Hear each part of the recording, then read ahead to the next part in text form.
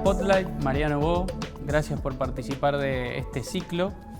Estamos conversando con catalizadores de transformación de organizaciones y industrias y nos vas a contar un poco del desafío de la construcción con la bandera de triple impacto, según tengo entendido. Así es. Así que para empezar, si te parece, te propongo que te presentes vinculándote a nivel personal con la construcción y de ahí con la innovación y la transformación.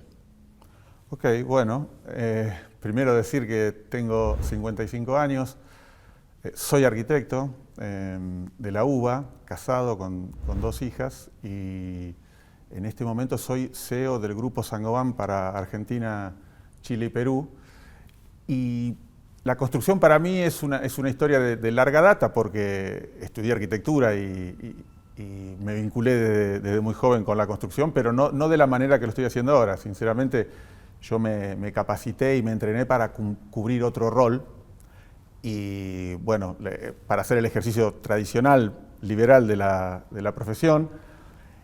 Es interesante la formación del arquitecto en cuanto a la incumbencia, la amplitud de la incumbencia. Es una disciplina renacentista de alguna manera.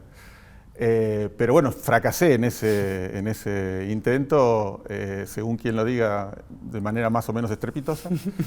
Y eso me llevó a incorporarme a una corporación con un rol diferente, pensando que yo después volvería en 3 o 4 años al ejercicio normal de la profesión y no sucedió.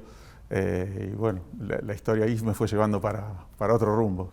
Y entiendo que un poco lo que te movilizó en un inicio tenía que ver con, según lo que alguna vez conversamos, la vivienda social también, ¿no? Un poco de ese propósito de generar un impacto real. Sí, siempre lo tuve, el propósito, o lo que más me motivaba dentro de la arquitectura era el tema de la vivienda.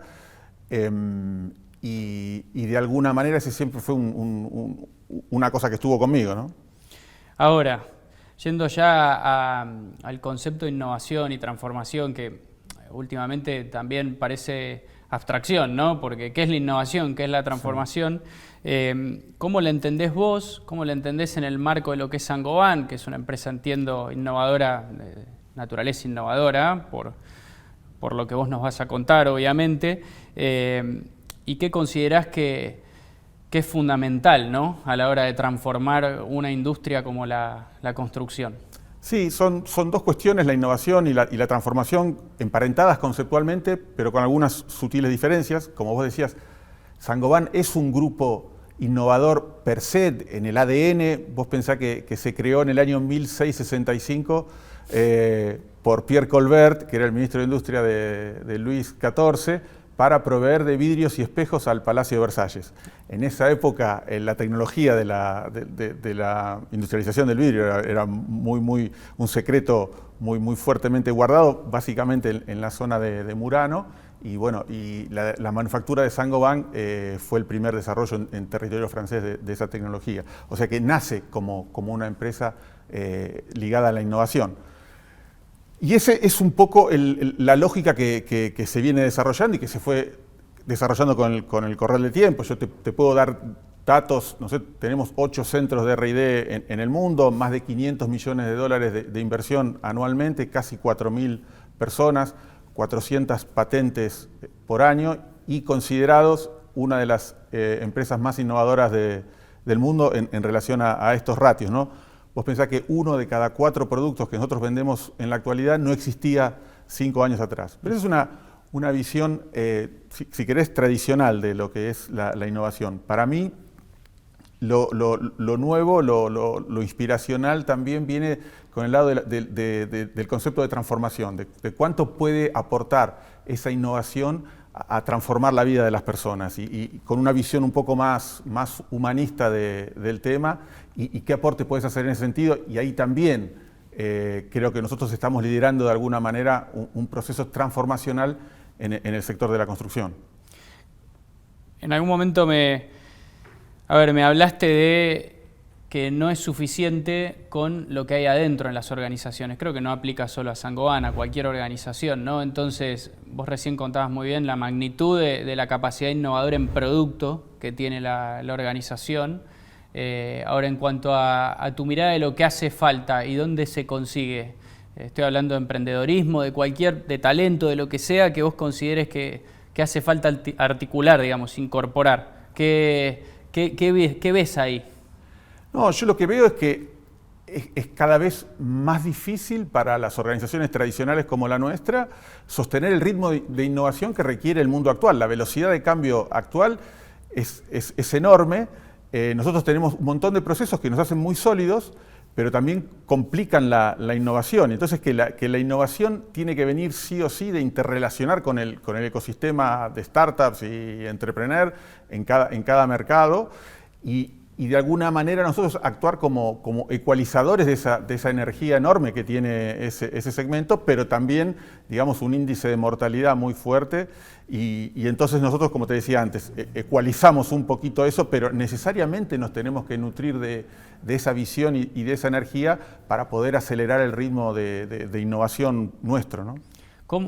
A ver, yendo más a lo táctico o lo que tiene que ver con ejecutar eso. ¿Cómo lo hacen? Entiendo que tienen también una estructura de corporate venture capital a nivel global de vinculación entre operaciones y startups. ¿Qué puedes contar de eso? Sí, tenemos una estructura 100% dedicada a ese fin, se llama Nova. La visión es interactuar con startups que estén alineadas con nuestro propósito, que después vamos a hablar a profundizar un poquito más por el efecto transformacional que tiene. Pero bueno, tenemos una estructura, como te decía, dedicada a esa interacción. Tenemos relaciones con más de 500 startups a nivel global. Con 100 tenemos proyectos en conjunto y en algunos casos nosotros participamos del equity de esas organizaciones. Y bueno, y después sí, también podemos hablar de un caso que tenemos acá en Argentina, ¿no? Ya llegamos ahí en un ratito. Si te parece, contá un poco sobre la construcción y el orden de magnitud que tiene en el mundo. Hay un dato que me anticipaste que es asombroso en cuanto al peso relativo de la construcción en la economía. ¿Y cuál es tu diagnóstico respecto a todo esto, ¿no? Al ritmo de aceleración de la innovación o no que tiene? Y después de eso, si te parece, hacemos doble clic en el propósito y por qué también puede llegar a dinamizar o cambiar quizás la manera en la que se mide, ¿no?, el crecimiento de la construcción. Bueno, te lo digo con una visión de ecosistema de la construcción, no como una visión restringida a los productores de materiales. Como ecosistema, la construcción es una de las industrias, si no la más grande del mundo, representa 13% del PBI a nivel global, pero presenta números de mejoras o indicadores más peores que el resto de la industria.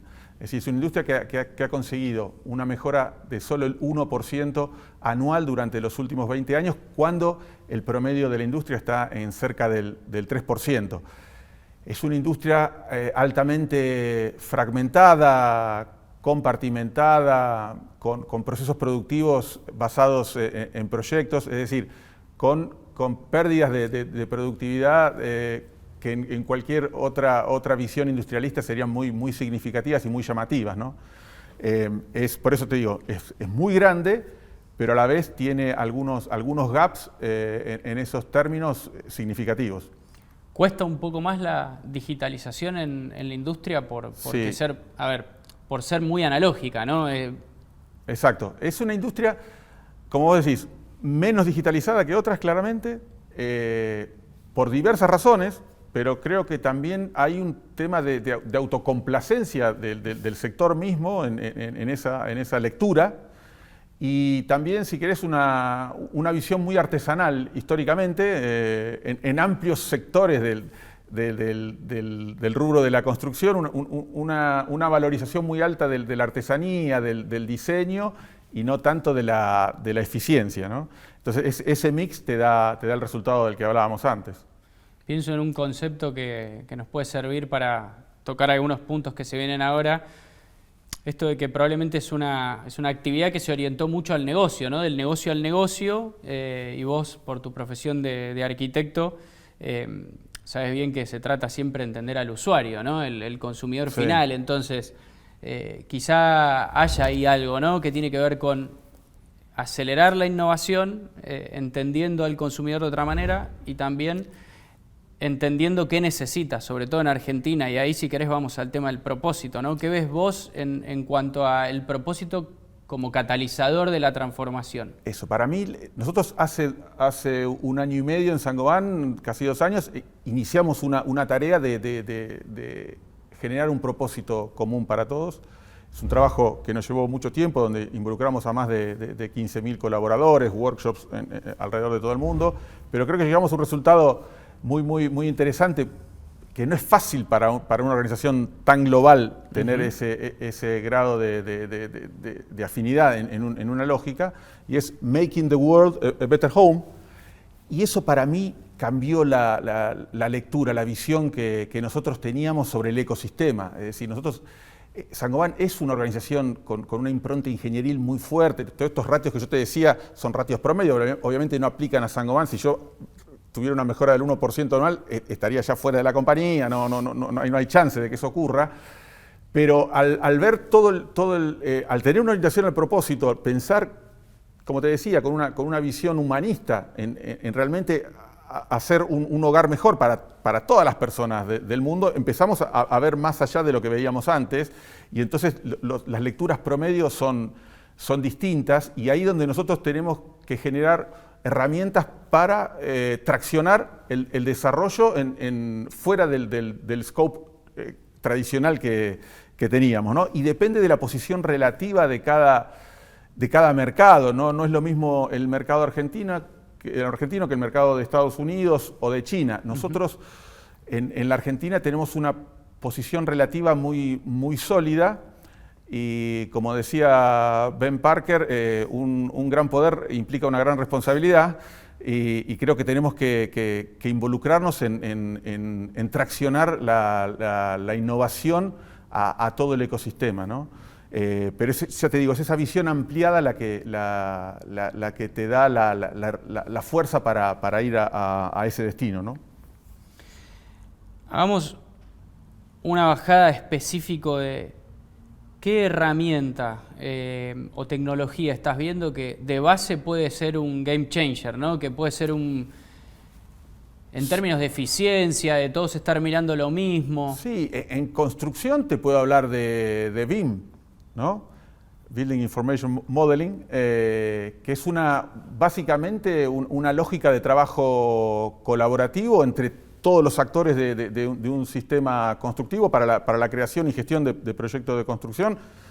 Es centralizar en formato digital la información de todos los actores, del diseñador, de los contratistas, los proveedores de materiales, con una visión de 7D, ¿no? Teníamos en obra el cuerpo más voluminoso de la documentación eran 2D, eran los planos, después esto involucra también a la geometría, lo que es 3D, los tiempos de ejecución 4D, los costos 5D, las cuestiones relativas al ambiente, el 6D, y el mantenimiento, el 7D. Y te da una herramienta muy interesante para gestionar la obra en toda su vida útil, ¿no? Inclusive en términos de sustentabilidad también después programar hacia el fin de la vida útil una demolición haciendo un uso máximo de los materiales existentes y una reutilización de esos materiales. Ya que estamos hablando de tecnología y de innovación en concreto, y conectando un poco los puntos de los que venías hablando, ¿no? De que Saint-Gobain tiene con Nova un mecanismo para vincularse con startups, de que son muchos actores y es complejo el ecosistema y están fragmentados, hay un desafío. Puntualmente, ¿qué podés contar sobre algún proyecto en el que estén trabajando o acompañando con esta lógica de innovación abierta o de inversión corporativa de capital emprendedor que vos creas que puede llegar a ser un catalizador también?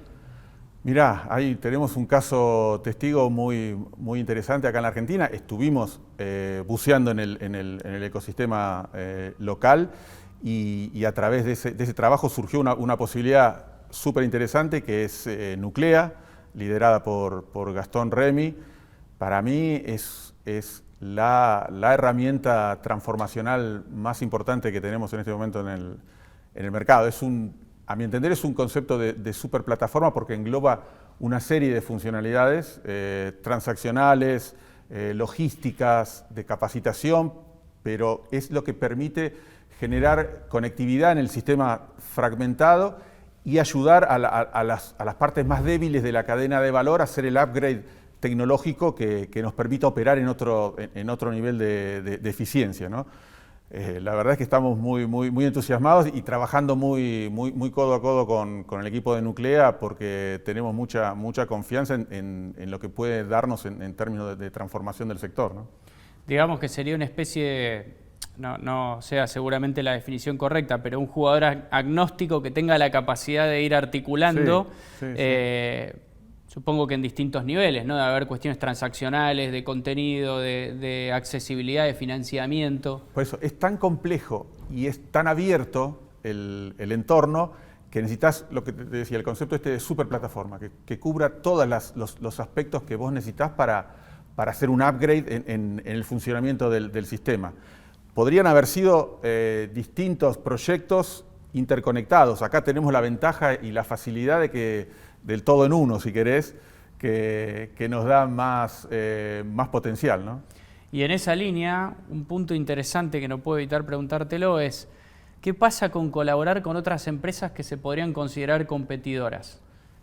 Mira, yo creo que la humanidad ha llegado a un punto de desarrollo en que claramente es superadora la visión de la economía colaborativa. Nosotros tenemos una visión en ese sentido muy fuerte, ¿no?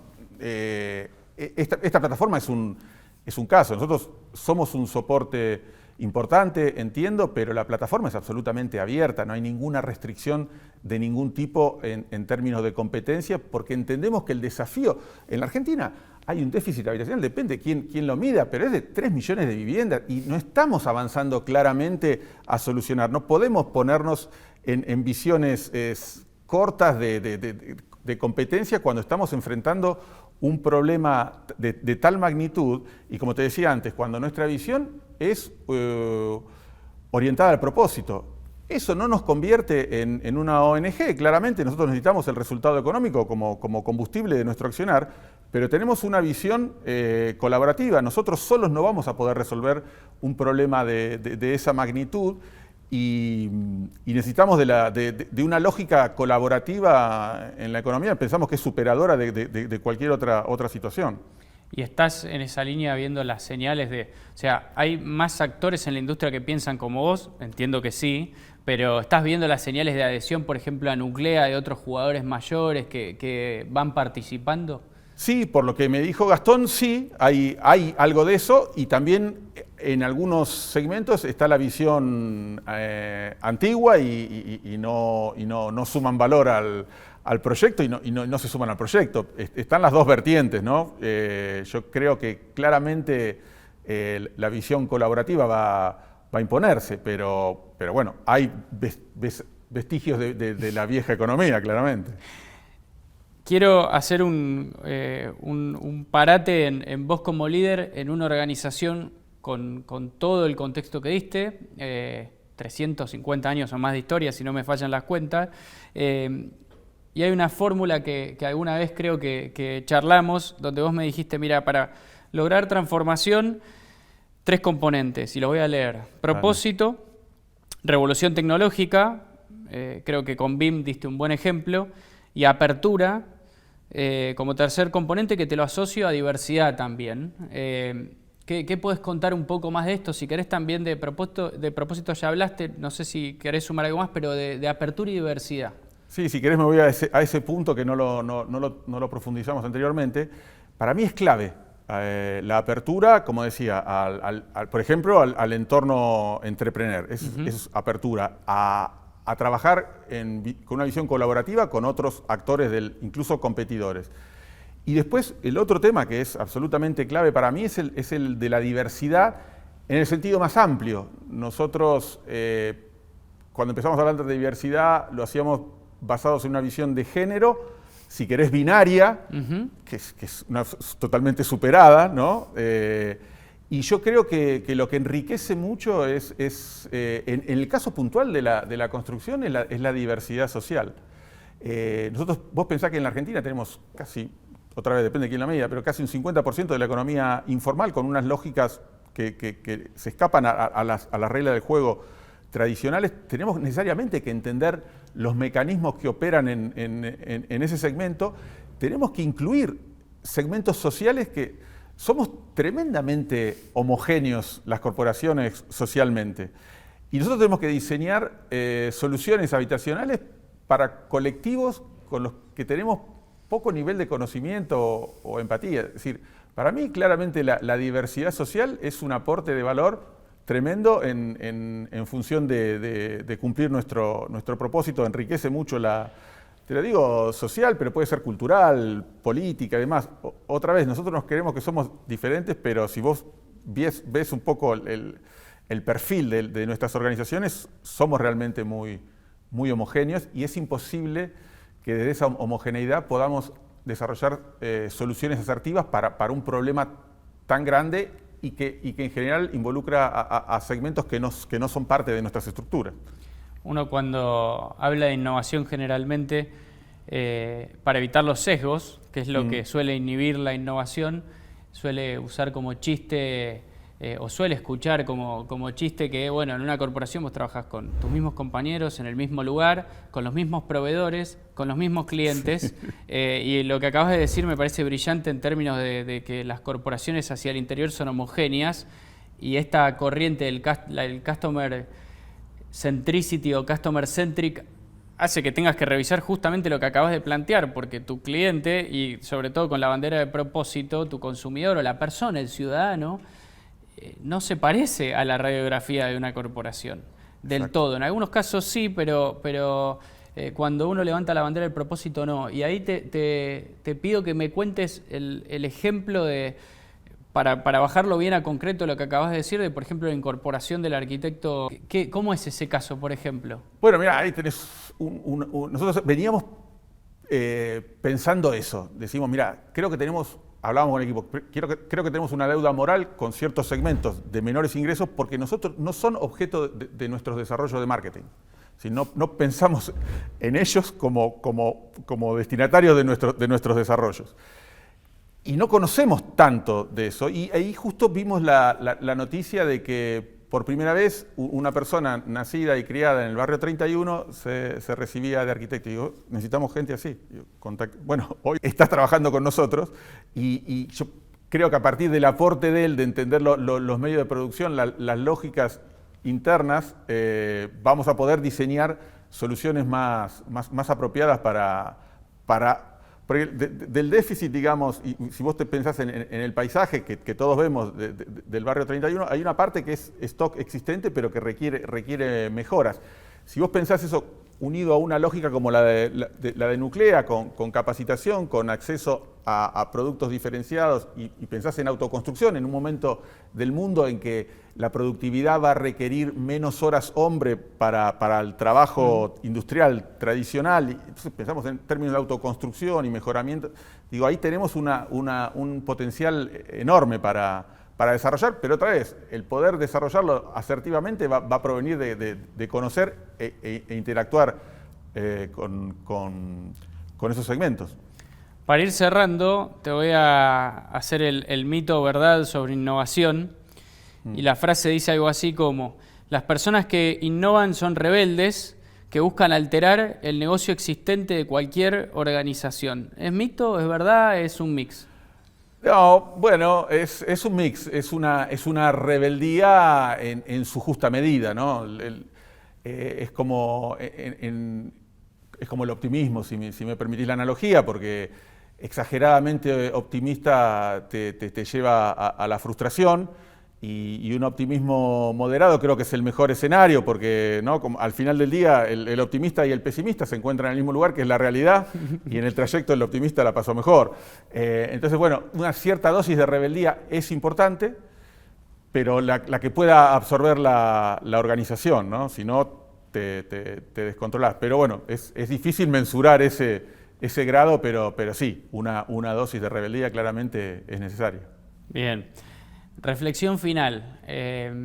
Quizás conectar algunos conceptos que hayas dicho que querés remarcar mensajes que te parece que, de nuevo, en el marco de lo que es la innovación y los matices que la separan con la transformación que quieras pasar en limpio? No, a mí me resulta muy inspiracional este momento que estamos viviendo, el surgimiento de lo que son las B Corporations, la orientación al propósito de grandes corporaciones.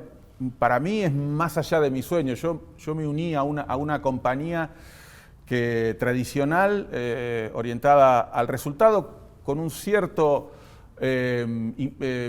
visión social, devenido de ser de origen francés y demás, que se fue acentuando con el tiempo, y eso a mí me parecía que era lo más motivador de tener una corporación comprometida socialmente. Esto, lo del propósito, claramente va más allá de mis sueños. Para mí es muy inspiracional.